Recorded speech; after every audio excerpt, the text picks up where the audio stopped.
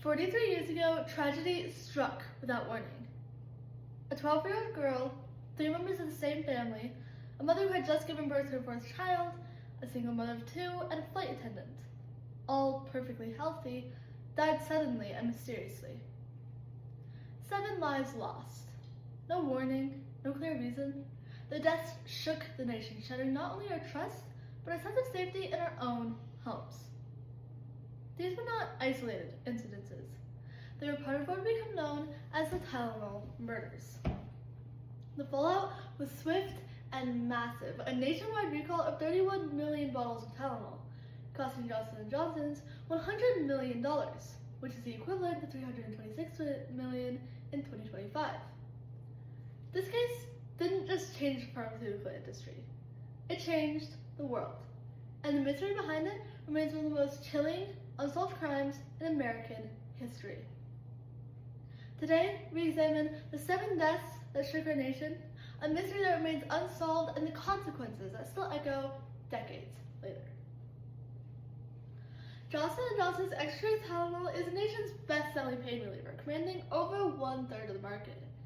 And in 1982, it came in standard bottles with only a cotton wad under the lid. This, however, would soon change, because on September 29, 1982, tragedy struck. In Elk Grove, Chicago, early that morning, Mary Kellerman woke up with a cold and took 1 extra-strength Tylenol.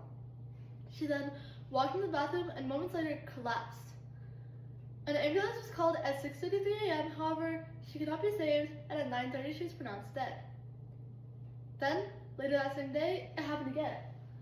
Adam Janice, age 27, a healthy father of 2, woke up feeling under the weather and decided to stay home from work. On his way back from picking up his kids from the preschool, he stopped by Jewel grocery store and picked up some extra-strength Tylenol, taking 2 capsules once he got home. Within minutes, he collapsed and was rushed to Northwest Community Hospital. Despite attempts to save him, nothing could be done, and he was pronounced dead at 3:15 p.m. Sadly, this will not be the last death to strike the Janice family, because later that day, as his family gathered at his home to grieve, Adam's brother Stanley Janice and Stanley's wife Teresa developed throbbing headaches. And looking for some relief, they found the same Tylenol bottle Adam had just used, each taking 2 capsules. Within minutes, around 5:40 p.m., the Janice family would call out for help after both Stanley and Teresa collapsed in the kitchen.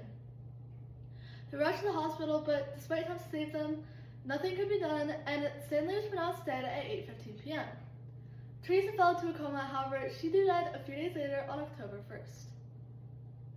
Sadly, this was not the end of this catastrophe, because on September 30th, Mary Rayner, a mother who had just given birth to her first child, took some Tylenol to ease her pain. And within minutes, she collapsed in front of her 8-year-old daughter. Her husband then walked in and immediately called the police. She was rushed to Central DuPage Hospital in Winfield, but once again, she could not be saved and was pronounced dead at 9:30 a.m. Next, we have Mary McFarland, a 31-year-old telephone company employee and single mother of 2. She was at a job in an Illinois Bell store in Lombard when she developed a sudden headache. Looking for some relief, she took some capsules from the bottle kept at the store, and within minutes, she stumbled into the office and collapsed in front of her coworkers. She was rushed to Good Samaritan Hospital in Winfield, but once again, she could not be saved, and she was pronounced dead in the early hours of the next morning. Lastly, we have Paula Jean Prince, a 35-year-old flight attendant. On September 29th, 1982, Paula flew a routine route back home to Chicago. On her way back to her house, she picked up some extra-strength Tylenol. Sometime on September 30th, Paula took the capsules, and you can guess what happened. However, since Paula lived alone, nobody knew she had died until her sister came by to check on her on October 1st and found her on the bathroom floor, dead. Thankfully, Paula was the last of the deaths, which leads us to the investigation. Nurse Helen Jensen was asked to investigate Janice's death and discover the Tylenol. She noticed that it had been bought that day and had 6 capsules missing. She turned it over to investigator Nick Pishos and reported her suspicions. Pishos then called Edwin R. Donahue, Deputy Chief and Medical Examiner for Cook County, and told him about the Tylenol bottle. Donahue asked Pishos to smell the bottle, and when he did, he smelled almonds, confirming cyanide was the culprit. They also tested the bottle, determining it had nearly 3 times the lethal lethal amount of cyanide. They immediately warned the public, making several announcements. They also discovered that the Tylenol had been produced at 2 different factories, Pennsylvania and Texas. Because they were produced at multiple factories, the police determined that they must have been tainted after arriving at the store. The going theory is that the culprit had bought the Tylenol, laced it with cyanide, and then put it back on the shelves without anybody noticing. A break would come, however, when roughly a week after the killings, Johnson & Johnson received a letter saying, quote, "Gentlemen, as you can see, it is easy to place cyanide, bones, potassium, and sodium, in the capsule sitting on store shelves. And since the cyanide is inside the gelatin, it is easy to get buyers to swallow the bitter pill. Another beauty is the cyanide operates quickly. It takes so very little, and there will be no time to take countermeasures. If you don't mind the publicity of these little capsules, then do nothing. So far, I spent less than $50, and it takes me less than 10 minutes per bottle. If you want to stop the killing, then wire $1 million to bank account number 8449597 at Continental Illinois Bank, Chicago, Illinois. Don't attempt to involve FBI or local Chicago authorities with this letter. A couple of phone calls by me will undo anything you could possibly do." End quote. The letter was traced back to a man named James William Lewis. However, a few days before the killings, Lewis and his wife had fled, and it took police 2 months to find them. However, he was originally found and captured in December of 1982. He was charged with extortion, however, they did not have enough evidence against him to charge him with the murders as well. He was sentenced to 10 years in prison, but ended up serving 12.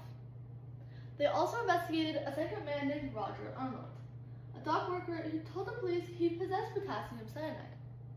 He was reported by bar owner Marty Sinclair, who overheard him talking about killing people with a white powder.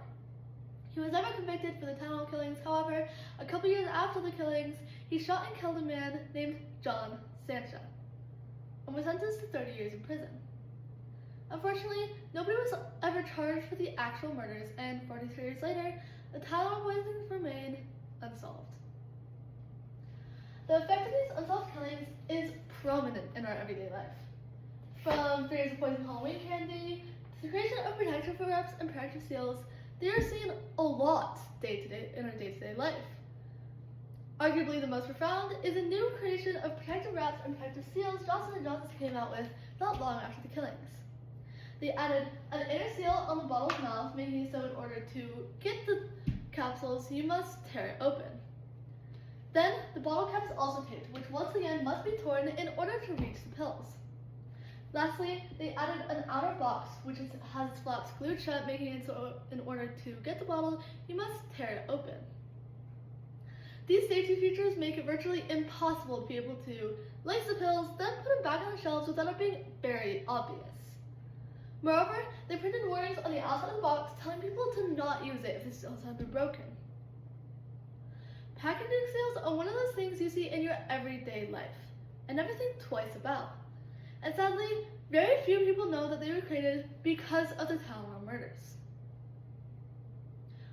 Additionally, Johnson & Johnson's recall of 31 million bottles of Tylenol and the offer to replace any Tylenol anybody had thrown away in fears that it might have been tampered with cost Johnson & Johnson's $100 million, which is the equivalent to $326 million in 2025. And lastly, a couple months after the killings, the Tylenol bill was instituted, making it a federal offense to tamper with products. Not many people know what Tylenol murders are, yet every single person has literally seen their effects in our day-to-day life. In closing, these killings are extremely important. From the chain of sudden deaths, the perpetrator never having been caught, to the creation of protective wraps and protective seals, these killings are prominent in our everyday life. Today, we went over the 7 victims of the Tylenol murders, the investigation following the poisonings, and the repercussions it still continues to have. This isn't just another cold case. 7 innocent people took Tylenol to feel better and never woke up. We owe it to them to remember what happened, because real safety didn't come until after the lives were lost. And that's a cost we can never forget.